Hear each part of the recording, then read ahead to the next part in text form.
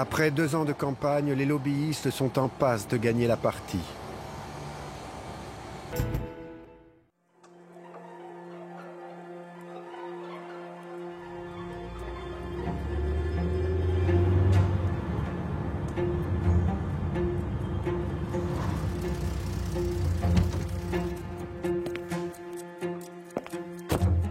Les lobbyistes.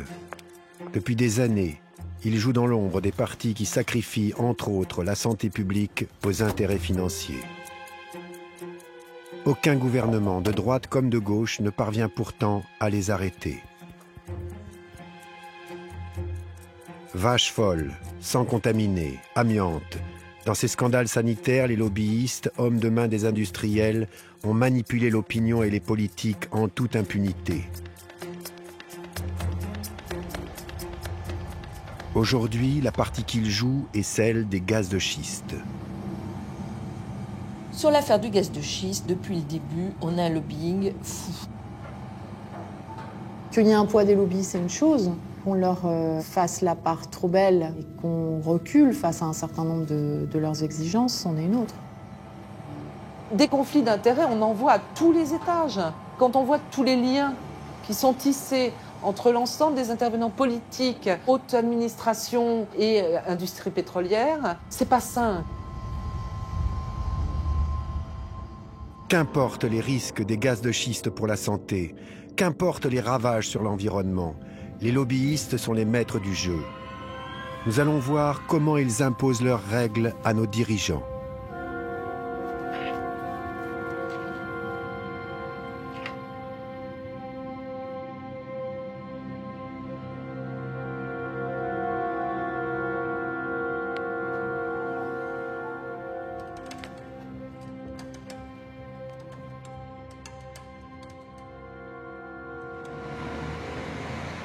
Il existe un pays où le gaz de schiste est largement exploité, les États-Unis.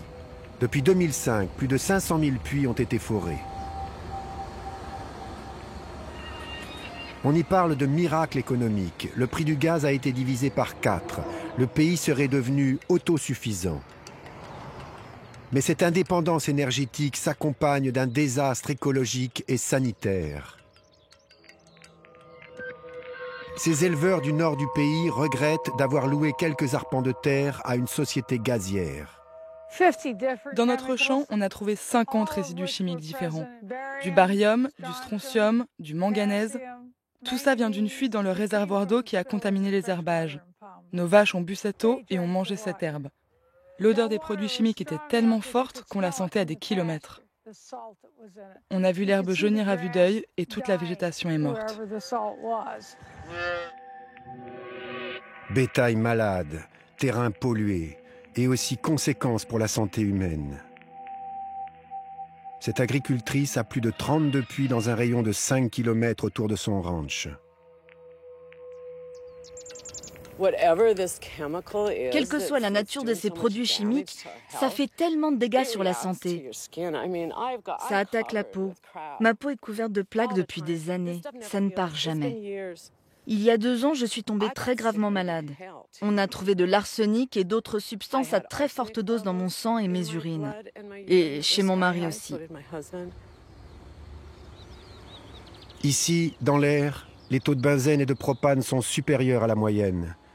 La cause serait la fracturation hydraulique, la technique utilisée pour extraire les gaz de schiste. Il faut des milliers de mètres cubes d'eau, des dizaines de tonnes de produits chimiques injectés à très haute pression pour exploser la roche-mère, à 2500 mètres de profondeur, avec des risques de pollution pour les nappes phréatiques et de possibles fuites de méthane décuplant l'effet de serre. Jacques Thibierrose est un des rares géologues français à avoir évalué les conséquences de l'exploitation des gaz de schiste. Ce qui remonte de la surface, c'est de la cochonnerie. C'est-à-dire que c'est des métaux lourds en solution, c'est des hydrocarbures, parmi lesquels des molécules qui sont cancérigènes, c'est de la radioactivité. Parmi ceux qui exploitent aux États-Unis, on trouve des Français, comme le pétrolier Total ou le fournisseur d'énergie GDF. Ils sont les principaux lobbyistes des gaz de schiste et entendent bien importer la fracturation hydraulique en France. Car notre sous-sol regorgerait de cette nouvelle source d'énergie. Aquitaine, Midi-Pyrénées, Rhône-Alpes, Alsace-Lorraine, Nord-Pas-de-Calais et surtout Île-de-France. La Seine-et-Marne serait le département le plus riche. Près de Jouarre, on exploite déjà du pétrole depuis les années 60. En 2009, les industriels ont commencé à extraire du gaz et des huiles de schiste.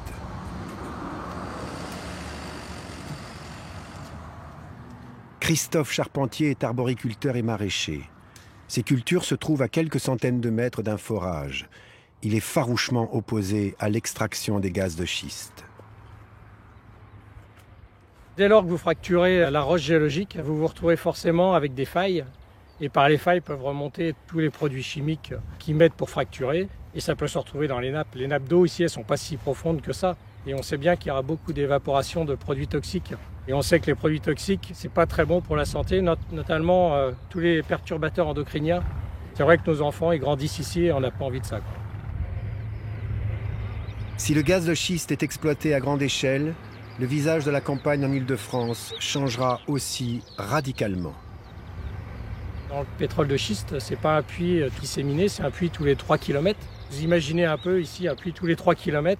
On peut se retrouver avec 20-25 puits sur un rayon de 20 ou 30 km. Christophe Charpentier a été l'un des premiers à se mobiliser contre les gaz de schiste en France. Avril 2011, de grandes manifestations sont organisées contre la fracturation hydraulique. En Île-de-France, en Franche-Comté, en Aquitaine, en Rhône-Alpes, les habitants se mobilisent pendant des mois pour que leur paysage ne soit pas défiguré, pour que leur nappe phréatique ne soit pas polluée. Face à cette mobilisation citoyenne, en juillet 2011, le gouvernement de Nicolas Sarkozy prend une décision radicale. Il interdit l'exploitation des gaz de schiste. Aujourd'hui, la fracturation hydraulique est interdite par la loi en France et en conséquence, nous abrogeons les permis qui prévoyaient d'y recourir. Un coup d'arrêt brutal aux ambitions des pétroliers. Mais pas question pour eux de renoncer. Une nouvelle bataille va bientôt s'engager. En juin 2012, François Hollande, le nouveau président de la République, nomme Delphine Batho au ministère de l'écologie. Elle est une opposante inflexible au gaz de schiste. Immédiatement, elle demande au chef de l'État de durcir encore la loi. La première bataille que je mène en interne au gouvernement, c'est de convaincre le président de la République d'aller plus loin que ce qu'était sa position jusqu'ici, puisque jusqu'ici, dans la campagne présidentielle, il avait dit non à l'exploitation, mais sur l'exploration et la recherche, il faut regarder, etc. Justement, à cette époque, les pétroliers lancent une nouvelle offensive. Ils demandent à l'État des autorisations de forage pour la recherche. C'est-à-dire, disent-ils, pour quantifier exactement les réserves de gaz. Mais la ministre arrive à convaincre le président de n'accorder aucune de ces autorisations. Il l'annonce 3 mois plus tard, le 14 septembre 2012, lors de la conférence environnementale. J'ai demandé à Delphine Batho, ministre de l'écologie, de prononcer sans attendre davantage le rejet des 7 demandes de permis déposées auprès de l'État. Cet arbitrage-là, que j'ai gagné, qui est un arbitrage très fort, va provoquer dans les semaines qui suivent en fait une contestation de lobby, quoi. Voilà. Très, très mécontent. Premier à monter au créneau, Jean-Louis Chilansky, président de l'UFIP, le lobby des pétroliers. C'est franchement de l'obscurantisme. Il faut se donner les conditions d'une expérimentation qui conduiront ensuite à une évaluation. Dire non, on n'en veut pas, ça nous semble une erreur. Il est soutenu dans son combat par Jean-Louis Beffa, ancien PDG de Saint-Gobain. Le fait de dire « je refuse d'expérimenter », comme je l'ai dit souvent, ça ressemble à l'attitude de l'Église catholique qui interdisait de penser à Galilée. Jusqu'à présent, on n'a pas fait les travaux d'exploration et d'évaluation nécessaires pour avoir une vraie idée sur le potentiel des gaz de schiste et le coût de revient en France. Donc tant qu'on ne fait pas un certain nombre d'expérimentations, on ne sait pas. Et donc on discute sur une absence complète de données objectives. On va voir une offensive reprendre, axée sur la question de la recherche, pour essayer de... Vous voyez, il y a une porte qui se ferme, on essaye de voir si on peut passer par la fenêtre. À partir de ce moment-là, le but des lobbyistes est de démontrer la nécessité de faire ces recherches. La partie s'annonce tendue. Alors pour ce premier round, ils sortent une première carte, l'emploi. En période de chômage de masse, ils avancent un argument imparable. Le gaz de schiste permettrait de créer 100 000 emplois.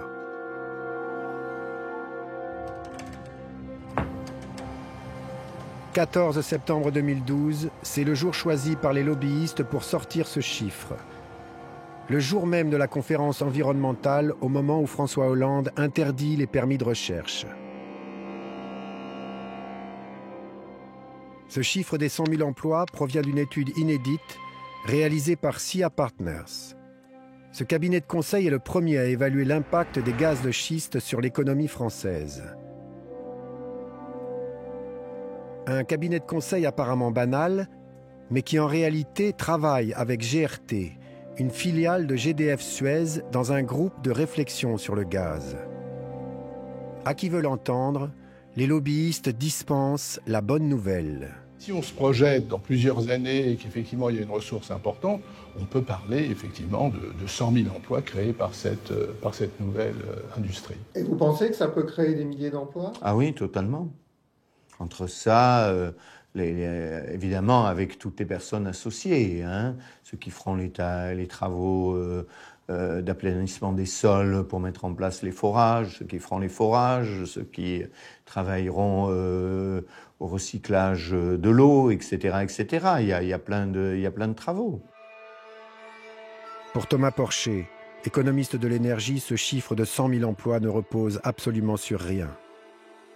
L'exploitation des gaz de schiste ne pourrait pas créer 100 000 emplois, sauf si on fore autant de puits que l'on crée d'emplois. Aux États-Unis, vous avez eu 600 000 emplois directs et indirects qui ont été créés pour 500 000 puits de gaz en activité. Ça veut dire qu'en France, si on voudrait créer 100 000 emplois, il faudrait forer 90 000 puits. Ça veut dire une trentaine de puits par jour d'aujourd'hui à 2020. Donc ce serait un forage intensif énorme. Parmi les résultats mirifiques de l'étude SIA, un autre argument est retenu par les lobbyistes. Exploiter le gaz de schiste aurait un impact très fort sur l'indépendance gazière en France.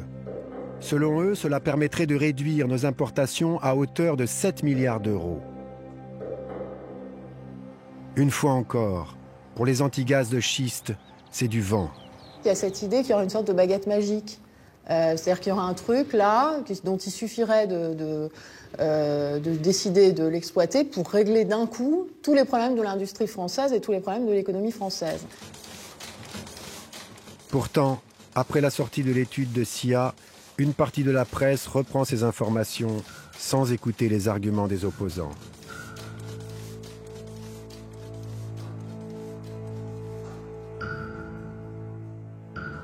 Pour les lobbyistes, c'est une petite victoire.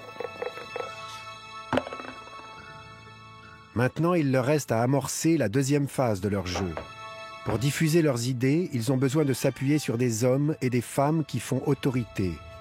Ils jouent la carte des personnalités. Les lobbyistes peuvent toujours compter sur les grands patrons. Ils n'hésitent pas à les envoyer sur le front médiatique. Le 1er novembre 2012, par exemple, dans le JDD fleuron du groupe Lagardère, 98 PDG proposent au gouvernement un pacte pour relancer la croissance et l'emploi. Parmi ces personnalités, Gérard Mesralet, PDG de GDF, Christophe Demargerie, PDG de Total, ou encore Philippe Crouzet, patron de Vallourec, le numéro 1 mondial des tubages en acier, utilisés entre autres dans la fracturation hydraulique. Dans leurs recommandations, on trouve notamment celle-ci. Il faut se donner les moyens d'explorer et d'exploiter nos ressources nationales comme les gaz de schiste.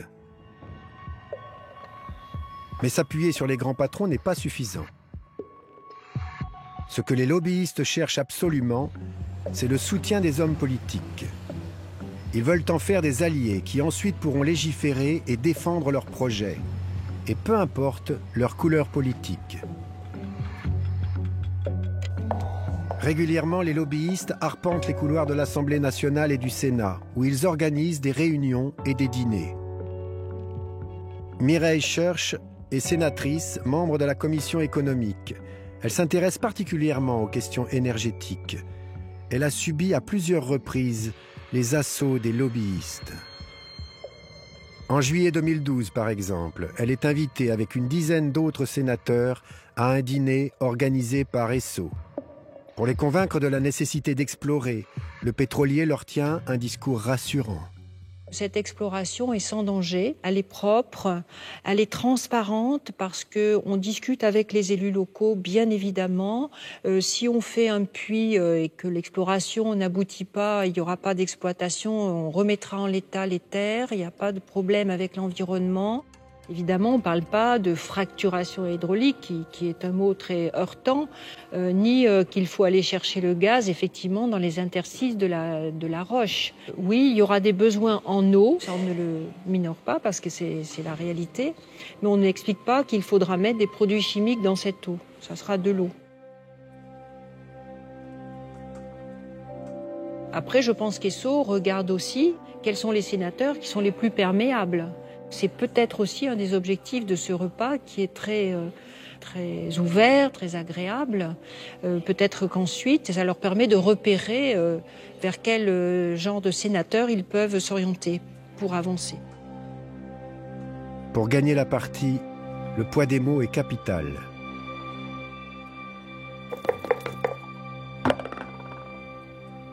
Les lobbyistes savent que le mot fracturation hydraulique ne passe pas auprès de l'opinion publique. Alors, ils jouent à fond une carte maîtresse, celle de la fracturation écologique. C'est la troisième phase de leur plan, le greenwashing. Il y a eu toute une campagne sur cette idée qu'il y aurait une exploitation propre des gaz de schiste. C'est cette idée du gaz de schiste light.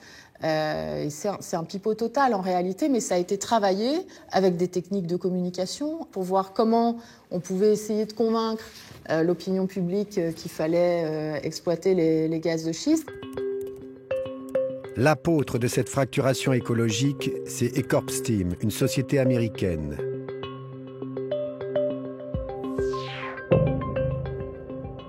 Elle propose un nouveau procédé, soi-disant propre, sans eau ni produits chimiques.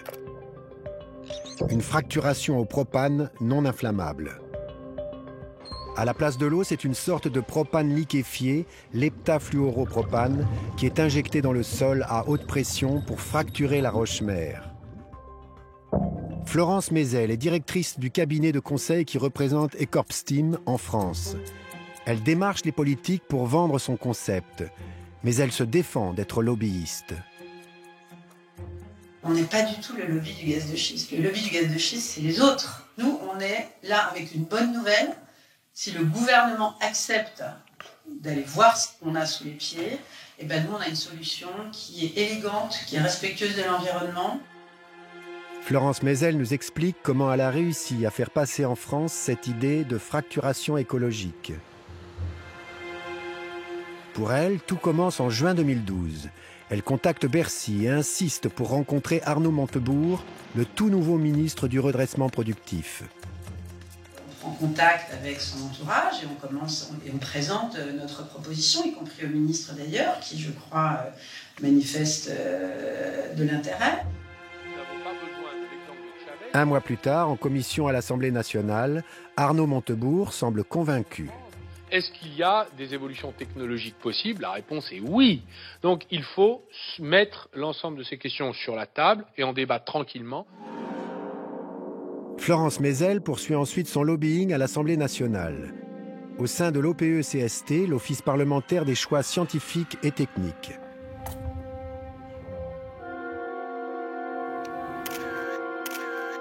Cette commission rassemble une quarantaine de députés et de sénateurs. À partir de novembre 2012, pendant 1 an, ces parlementaires planchent sur des alternatives à la fracturation hydraulique. À leur tête, Jean-Claude Lenoir, sénateur UMP, et Christian Bataille, député socialiste, 2 partisans avoués des gaz de schiste.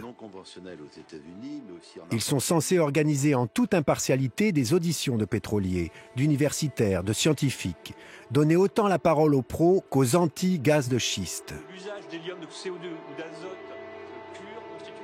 Mais la réalité semble avoir été un peu différente. Marie Zarditi, écologiste, a été auditionnée le 7 mars 2013. Si vous voulez, il y a un moment donné, vous sentez qu'eux, ils sont acquis à la cause des gaz de schiste. Complètement, totalement. J'en ai fait beaucoup des auditions, donc on voit bien la différence entre les gens intéressés par ce que vous dites, qui relancent, qui posent d'autres questions, parfois qui ne sont pas d'accord, donc qui vous challenge, mais ils écoutent. Là, comment dire, j'avais un poste là-dedans qui attendait que ça se termine.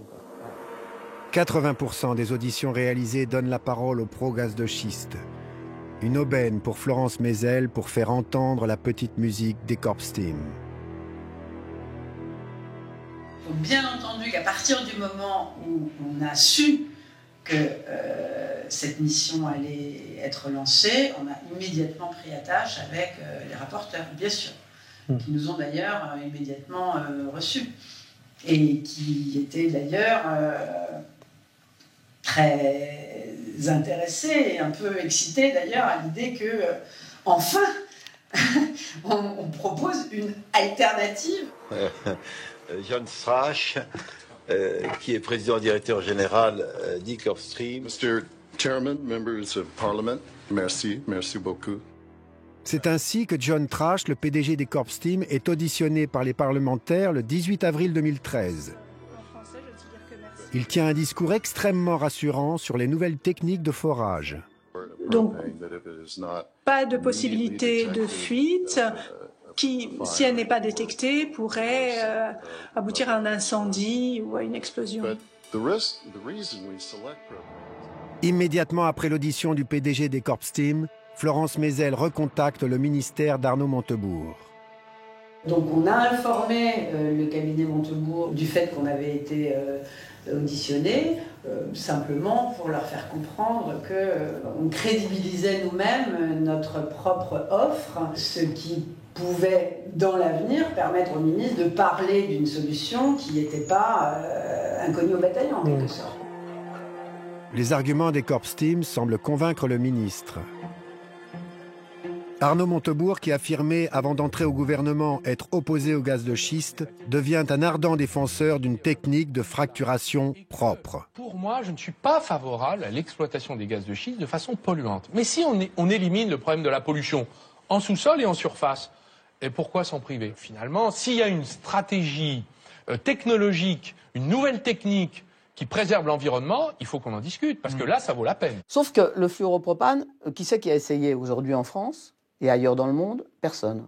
Autrement dit, il a réussi, pour le coup, bravo, là, il y a une entreprise qui a réussi un lobbying, chapeau, a réussi à convaincre Montebourg qu'elle pouvait expérimenter sa méthode, qu'elle avait expérimenté, que nulle part ailleurs on avait voulu, en France. Selon les scientifiques, cette technique à l'heptafluoropropane est un leurre. Ça me paraît être une espèce de jouet idéologique qui a été lancé sur le marché. C'est une molécule qui a un impact en équivalent CO2 sur l'effet de serre de 3000 fois. C'est une molécule qui coûte très cher et c'est une molécule qui n'a pour l'instant jamais été utilisée. En dehors de la fracturation écologique, l'Office parlementaire a surtout été une tribune unique pour les pétroliers pour y vanter les mérites de la fracturation classique. L'industrie pétrolière aujourd'hui maîtrise les risques liés au développement des hydrocarbures non conventionnels. L'acceptabilité sociale sera clé et ces ressources ne seront développées que si l'industrie, les pouvoirs publics et la société civile sont tous convaincus de l'intérêt de le faire. Novembre 2013, le rapport de l'OPE-CST est rendu public. La conclusion finale tient en une phrase: il ne faut pas obérer l'avenir en entravant la recherche. Je crois que le rapport de l'OPECT est un très bon rapport. Ce sont deux parlementaires extrêmement sérieux qui ont fait ce travail, qui nous ont auditionnés longuement, c'est vrai. C'est certainement une des publications les plus raisonnées, les plus sereines en quelque sorte, sur un sujet qui déchaîne les passions. Pourtant, selon les opposants au gaz de schiste, ce rapport aligne des contre-vérités. Il prétend par exemple que les fuites de méthane ne touchent que 0,42% des forages. Je pense que ces chiffres sont partiels, c'est pas possible autrement. Il y a eu des études qui ont été faites qui ont montré que les fuites de méthane sur des gisements de gaz de schiste allaient de 3 à 9% du méthane produit. Les membres de l'OPECST mentionnent aussi que les produits indispensables au procédé de fracturation sont tous non toxiques. Une aberration pour Alain Ducroux, médecin qui recense les effets dus au gaz de schiste. Ce sont, par exemple, des asthénies, des saignements de nez, des goûts métalliques dans la bouche, des impuissances sexuelles, des dégoûts de la vie, des problèmes cardiaques, des augmentations d'asthme. Le nombre est considérable. Pour arriver à son rapport final, l'Office parlementaire s'est pourtant appuyé sur un comité scientifique. Mais beaucoup de ces experts, économistes, géologues, sont en conflit d'intérêts. L'un de ses membres, l'économiste Jacques Percebois, le revendique d'ailleurs haut et fort. Je crois, si vous voulez, que le rapport a auditionné un certain nombre de personnes, que le rapport met bien en évidence les avantages et inconvénients. C'est un rapport que je trouve extrêmement balancé. Parce que moi, j'étais un peu surpris, j'ai regardé et j'ai vu qu'il y avait un certain nombre de gens qui avaient par ailleurs, en dehors de leur activité, avaient des rapports avec l'industrie du pétrole. Il y avait, vous, par exemple, vous êtes membre du conseil d'administration de GRT Gaz, Absolument. par exemple. Donc ça a un rapport avec GDF Suez. Oui, mais c'est le transporteur de gaz. Hein. C'est pas directement les exploitants de gaz. Hein. Bon. Mais non, mais si vous voulez, parce que je trouve l'argumentation qui consiste à dire que les experts, si vous voulez des experts qui sont compétents, il faut qu'ils aient des liens avec l'industrie. Ce qui est le cas d'une majorité de membres de cet office parlementaire. Comme Bernard Tardieu, économiste que l'on voit ici dans un film réalisé par un lobby pétrolier. Ou encore Sébastien Candel, physicien. Caroline Pinet, anti-gaz de schiste, éclaire le curriculum vitae de ce scientifique. Sébastien Candel, pourquoi on ne le met pas, on ne le dit pas, qu'il est aussi président du conseil scientifique d'un autre organisme qui s'appelle le CERFAX, dont Total est l'un des actionnaires principaux, et où d'autres actionnaires sont liés à l'industrie pétrolière. Au sein du Parlement, la voix des pro-gaz de schiste résonne plus que jamais. Et l'opinion aussi semble basculer. Février 2014, un sondage sort dans les médias.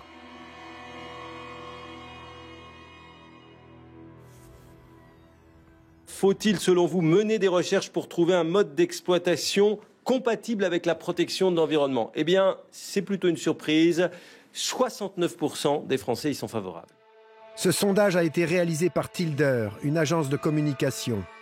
Beaucoup de ses clients sont impliqués dans les gaz de schiste, comme GDF Suez ou Solvay, un géant de l'industrie chimique. C'est la démonstration que finalement le débat n'est pas complètement terminé, complètement clos sur le sujet. Il ne faut pas oublier que nous sommes dans une période de crise économique et que si un miracle a eu lieu aux États-Unis à cause ou grâce au gaz de schiste, on puisse imaginer qu'en France, un autre miracle économique ou bien que des bénéfices économiques puissent en être tirés. Les lobbyistes récoltent les fruits de leurs actions. Au même moment, des personnalités se rallient à la cause des pétroliers, comme Maude Fontenoy, à la tête d'une fondation environnementale, et surtout le ministre Laurent Fabius. Moi, je suis là juste pour vous dire que je trouve du bon sens de rouvrir le débat et surtout de se poser la question de quelles sont les technologies. Qu'on fasse des recherches pour savoir s'il y a une autre possibilité d'exploiter le gaz de schiste, ça me paraît normal. Quant à ceux qui s'opposent aux pétroliers, ils ont de plus en plus de mal à faire entendre leurs arguments. L'épisode du renvoi de Delphine Batho 1 an plus tôt donne une idée des pressions exercées au sommet de l'État.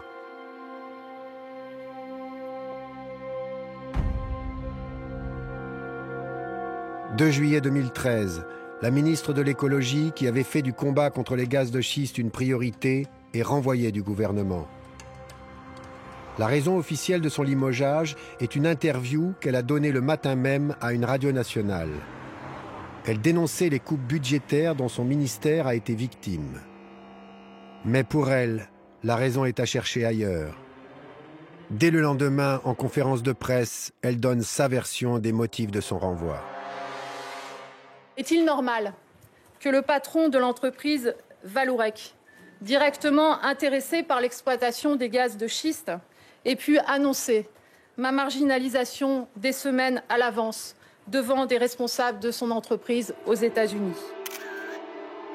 Pour elle, ce sont les lobbyistes qui ont eu sa peau. Notamment Philippe Crouzet, le PDG de Vallourec, numéro 1 mondial des tubages en acier.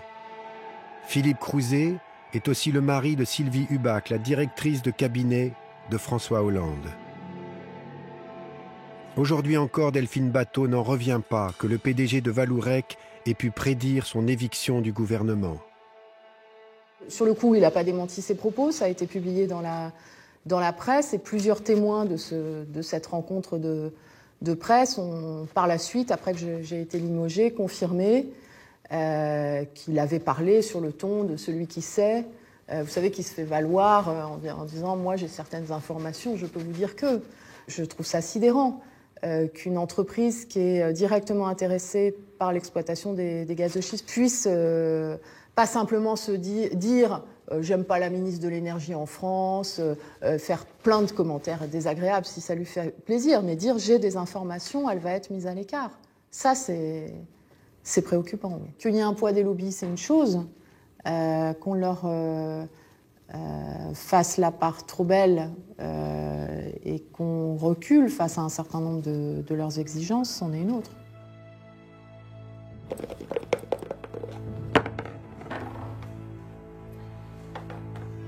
Dans la partie engagée, les lobbyistes peuvent compter sur des jokers, des hauts fonctionnaires acquis à leur cause.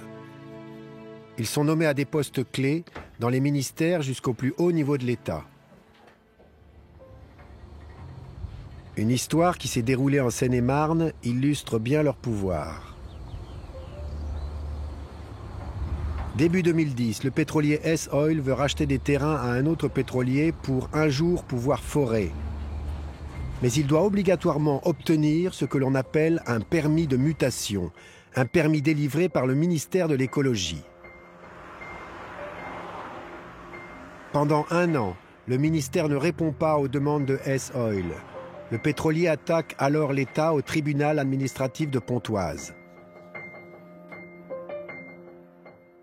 Tous ces procès, il y en a eu une bonne vingtaine, tous ces procès ont été perdus par l'État. Et ces procès ont été perdus par l'État parce que l'État ne s'est pas présenté. L'État ne s'est jamais défendu. Et donc au final, le tribunal administratif dit à l'État « Je vous signale que vous devez répondre. Et que passé telle date, si vous n'avez pas répondu, eh bien, vous serez condamné à une astreinte. Vous devrez verser plusieurs milliers d'euros chaque jour à cette société à laquelle vous n'avez pas répondu. » Le 2 juillet 2013, Delphine Batho quitte le ministère de l'écologie. Philippe Martin la remplace et hérite du dossier. Devant la situation judiciaire, il demande conseil aux hauts fonctionnaires de la direction de l'énergie. Charles Lamirault est l'un d'eux. Il est en poste depuis 24 ans. Et il explique au nouveau ministre qu'il faut octroyer les permis à S-Oil. Nous, on nous a demandé ce qu'on en pensait. Nous, on applique les règles, purement. Comme un arbitre sur un terrain de football, je le dis toujours, nous, on a un code, on applique. Il y a 2 critères, capacité technique et financière. Point barre. Financière, S l'avait. S, c'est un des plus gros opérateurs internationaux. Et puis technique, technique, ils avaient quand même fait déjà des forages. S a fait des milliers de forages à travers le monde. Donc les mutations de S, il n'y avait aucune raison qu'on les refuse, parce que c'était leur droit. Philippe Martin suit ce conseil. Le 8 novembre 2013, Lors d'une réunion avec des collectifs anti-gaz de schiste de Seine-et-Marne, le ministre leur annonce qu'il octroie à S-Oil les permis de mutation. Et le 8 novembre, on entend quoi? Philippe Martin nous dire « Vous savez qui je suis un militant, j'ai lutté contre les gaz de schiste quand j'étais dans le Gers, je m'y suis opposé, je suis tout à fait contre, mais j'ai été condamné par la justice à signer les mutations. Je suis vraiment navré, je ne peux pas faire autrement, je suis condamné par la justice. » Sauf que ça, c'est une histoire et qu'il y en avait une autre. Le juge, en réalité, a demandé à l'État de produire une réponse écrite à S-Oil. Mais vous pouvez dire oui ou vous pouvez dire non. Vous n'êtes pas dans l'obligation de dire oui à S-Oil. Vous êtes dans l'obligation de répondre à S-Oil à la question qui est posée. Et la question qui est posée, c'est est-ce que oui ou non, vous acceptez que ces permis, maintenant, soient dans le patrimoine de S-Oil. Les anti-gaz de schiste tombent des nues. Pour eux, le ministre a été induit en erreur. Ils reprochent surtout la mauvaise foi des fonctionnaires qui se trouvent à ses côtés. Le directeur juridique du cabinet nous a expliqué qu'il ne s'était pas défendu parce qu'il y avait tellement de procès contre l'État que s'il devait aller partout, il outrepasserait son budget et qu'il n'avait pas le budget pour se défendre. Donc c'est sûr qu'aller jusqu'à Cergy-Pontoise, quand le ministère est boulevard Saint-Germain, ça fait un ticket de RER, donc c'est long. À qui profite le silence de l'État devant les tribunaux administratifs dans cette affaire de permis? C'est clair que ça profite aux opérateurs industriels qui souhaitent effectivement se lancer dans l'exploration des gaz et des huiles de schiste. Oui, ça c'est certain. Alerté par les anti-gaz de schiste, le ministre refuse finalement à S-Oil les permis de mutation, contre l'avis des hauts fonctionnaires qui l'entourent.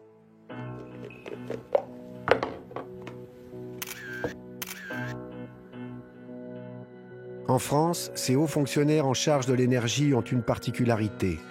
Ils sont pour la plupart ce que l'on appelle des X-Min, la crème des ingénieurs.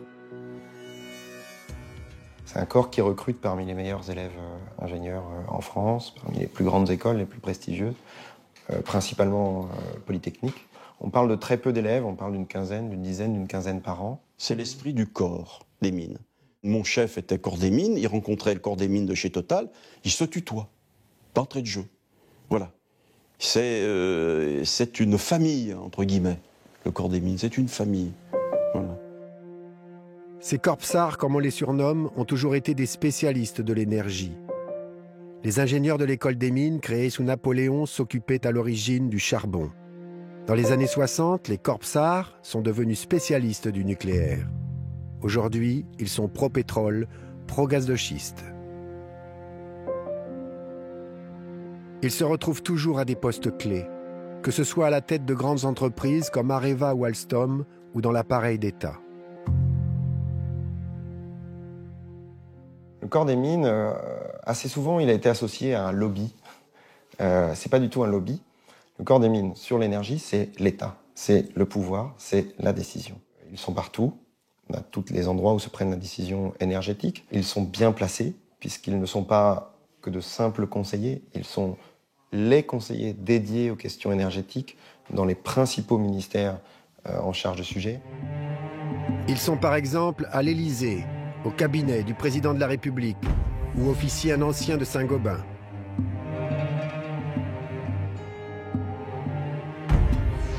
Au cabinet d'Arnaud Montebourg.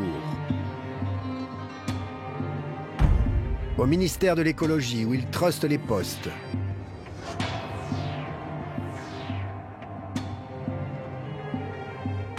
Au CGE-IET, une annexe du ministère de l'économie. Enfin, à l'Institut français du pétrole, l'IFPEN, une véritable toile d'araignée. Le corps des mines, il travaille un peu dans l'ombre des hommes politiques. De par tradition, c'est toujours les X-Mines ont toujours leur opinion a toujours été prise en compte. D'ailleurs, que ça soit pour des ministres de gauche comme de droite. Ils sont aussi les visiteurs du soir qui se glissent dans les interstices du pouvoir à Bercy comme à l'Élysée.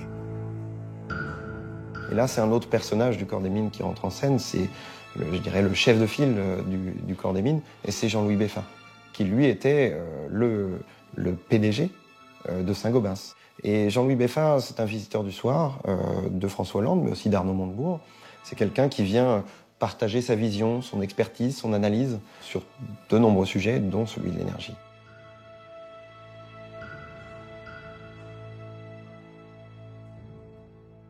Et Arnaud Montebourg a dit d'ailleurs que vous étiez la première personne qu'il a reçue quand il a été nommé ministre. C'est vrai. Il m'a reçu une demi-heure après la passation des pouvoirs. Pourquoi ? Parce que sans doute il avait confiance dans ce que je pouvais lui dire. Si vous voulez, l'État a besoin d'une expertise technique objective. C'est utile également d'avoir des gens qui n'ont pas des a priori pour conseiller les ministres. Vous pensez que les X-Mil n'ont pas d'a priori ? Non, absolument pas. Je pense qu'ils croient uniquement à ce qui est comment ils ont été formés dans les écoles d'ingénieurs scientifiques, à la rationalité scientifique. En France, la pression s'accentue au cœur du pouvoir, mais la partie n'est pas encore gagnée. En Europe, par contre, les lobbyistes ont réussi à remporter la mise. Ils ont empêché l'adoption d'une loi communautaire interdisant les gaz de schiste. La bataille débute en 2012 au Parlement européen. Les pétroliers se sentent alors menacés, car un groupe de députés écologistes veut réglementer la fracturation hydraulique. Ils commandent plusieurs études. Toutes soulignent une fois encore les dangers du gaz de schiste. C'est-à-dire les conséquences sur l'eau, les conséquences sur la santé, les produits chimiques, la dévalorisation des terrains, la dévalorisation des propriétés, enfin tout ce que tout le monde sait, plus les questions de mini-séismes, voire de séismes plus importants, qui sont provoqués pas seulement par la fracturation, mais surtout par les masses d'eau qui sont réinjectées dans le sol. Janez Potočnik, le commissaire européen responsable de l'environnement, assure aux députés qu'il se battra lui aussi pour une réglementation plus contraignante. Michel Rivasi, député Europe Écologie Les Verts, se souvient de ce qu'il leur a promis. Le commissaire de l'environnement, qui est M. Potočnik, nous fait la déclaration suivante. Il faut renforcer les directives qui peuvent être impactées par la fracturation, notamment la directive sur l'eau, notamment la directive sur l'air, notamment aussi la directive sur les impacts environnementaux, et faire une réglementation spécifique sur l'exploitation des gaz de schiste. C'est à ce moment-là que les lobbies entrent en action. Ils vont tout mettre en œuvre pour faire plier le commissaire européen à l'environnement et torpiller toute velléité législative. À Bruxelles, les industriels entretiennent une armée de lobbyistes. Ils sont près de 20 000 à déambuler dans les allées des institutions. Comme en France, ils organisent des dîners, des conférences, rencontrent les décideurs. Moi, j'ai eu Total, par exemple, plusieurs fois dans mon bureau. Ils essaient de voir quel est l'état de connaissance des députés. Et puis, s'ils s'aperçoivent qu'il n'y a pas, ils ne savent pas grand-chose là-dessus, ils les désinforment en disant « mais c'est une pratique courante ». Donc, il y a du mensonge de partout. Et cette façon de faire, si un député n'est pas très au courant, il va voter pour le progrès, soi-disant. Cette propagande est subie au quotidien par les députés européens. À l'approche de chaque échéance importante, elle se fait de plus en plus pressante. Exemple en novembre 2012, le jour du vote d'un rapport sur les conséquences négatives des gaz de schiste. Au Parlement, juste à l'entrée de l'hémicycle, les députés tombent sur cette exposition. Comment les gaz de schiste transformeront l'Europe ? Des écrans géants vantent une ressource abondante, en harmonie avec la nature. Tout fait penser à un événement organisé par des écologistes. Le vocabulaire est militant. On y parle d'énergie responsable ou de coalition citoyenne. J'étais interpellée parce que c'était hyper, vraiment la grande exposition avec énormément de moyens. Michel Rivasi décide de se renseigner. Et elle découvre que la coalition citoyenne Énergie Responsable est une association fantôme créée et financée par un lobby pétrolier polonais. Normalement, quand c'est des lobbyistes qui organisent, ça arrive souvent que les lobbyistes organisent des expositions, ça doit être inscrit dans le registre sur la transparence concernant la présence des lobbies. Et là, il ne l'avait absolument pas fait. Donc c'est une façon déguisée de dire, voyez, il y a même des citoyens qui sont favorables au gaz de schiste, alors que c'est les pétroliers qui le financent. L'organisation de cette exposition le jour du vote fait scandale. Certains députés, comme Corinne Lepage, s'en plaignent immédiatement dans l'hémicycle. Je dois dire que depuis 3 ans et demi que je suis députée ici, je n'ai jamais vu un lobbying aussi intense sur un texte que nous avons à voter. C'est quelque chose qui est tout à fait inacceptable. Les lobbyistes ne se contentent pas de faire pression au Parlement. Ils visent aussi la Commission européenne. Là, ce sont des gouvernements qui passent à l'action. Vous savez, au sein de l'Europe, les plus grands ennemis de l'environnement aujourd'hui, c'est les Anglais et les Polonais. Les Polonais sont fous de tout ce qui est minier, sont des adversaires acharnés de la politique climatique de l'Europe. Et aujourd'hui, ils sont rejoints par l'Angleterre, qui est devenue pro-nucléaire, pro-OGM, pro-gaz de schiste, enfin pro tout ce qui, à terme, est une menace majeure pour l'environnement. Ces États pro-gaz de schiste peuvent compter sur un allié, José Manuel Barroso. À l'époque, il est président de la Commission européenne. En 2013, il les aide à mettre au pas Janez Potočnik, le commissaire responsable de l'environnement, qui veut une loi contraignante sur la fracturation hydraulique.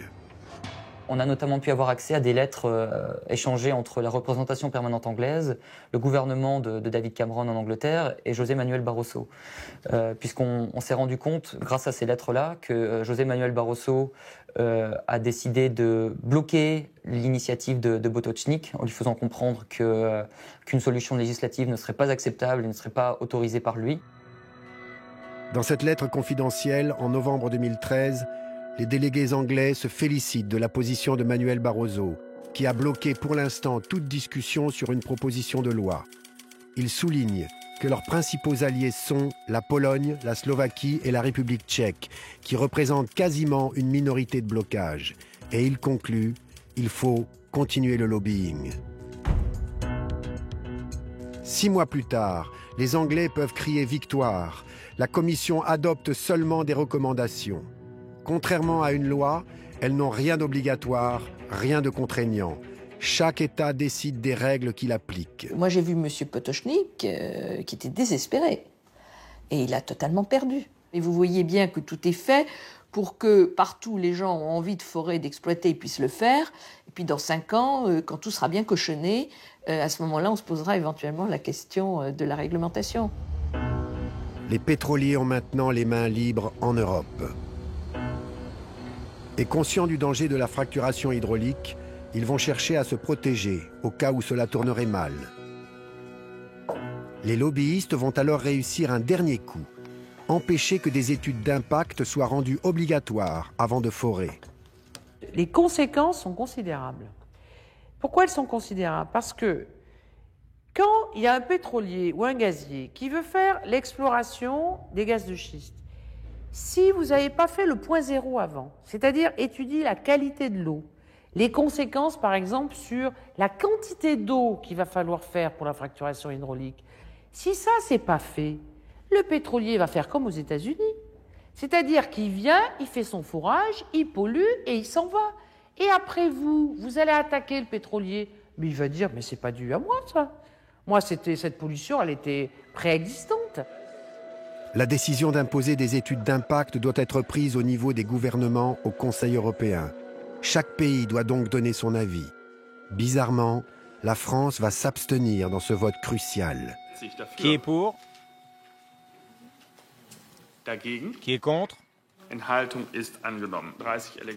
Moi, j'ai écrit la contribution de la France et cette contribution n'a jamais été déposée. Et donc, à la consultation de la Commission européenne sur les gaz de schiste, il n'y a pas eu de réponse de la France. C'est pas parce qu'elle n'a pas été écrite. Ce qu'il faut bien voir en France, c'est tout ce qui touche à l'énergie, c'est pas les ministères qui le font, c'est l'Élysée. Les fonctionnaires, surtout dans des délégations comme ça de représentation française, ils peuvent avoir des messages qui viennent pas forcément que de la ministre concernée, mais qui viennent de l'Élysée. Et entre la ministre concernée et l'Élysée, c'est l'Élysée qui prime. Lors de ce Conseil, donc, la France s'est abstenue, l'Allemagne s'est abstenue, ce qui équivalait en réalité à donner la majorité à ceux qui ne voulaient pas d'études d'impact, c'est-à-dire l'Angleterre, la Pologne, la Hongrie et les autres.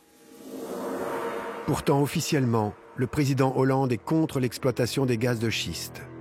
Tant que je suis président, il n'y aura pas d'exploration du gaz de schiste en France. C'est un peu schizophrénique quand même de la part de la France qui, d'un côté, chez elle, déclare qu'elle est contre l'exploitation des gaz de schiste. Et ça veut dire qu'elle a cédé au lobby de Gaz de France, de Total et des autres. Voilà, c'est une position qui est schizophrénique et parfaitement hypocrite. Après 2 ans de campagne, les lobbyistes sont en passe de gagner la partie.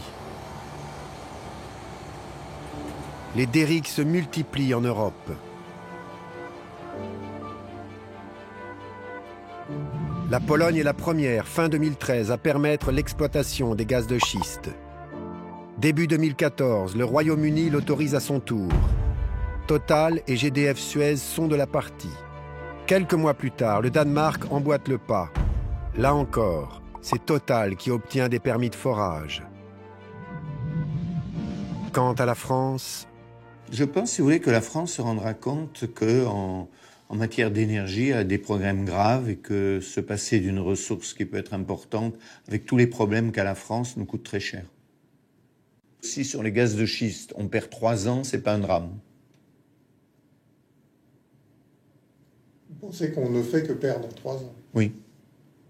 Et vous pensez profondément qu'à la fin, vous gagnerez? Parce que c'est pas que je gagnerai, je pense que la raison gagnera.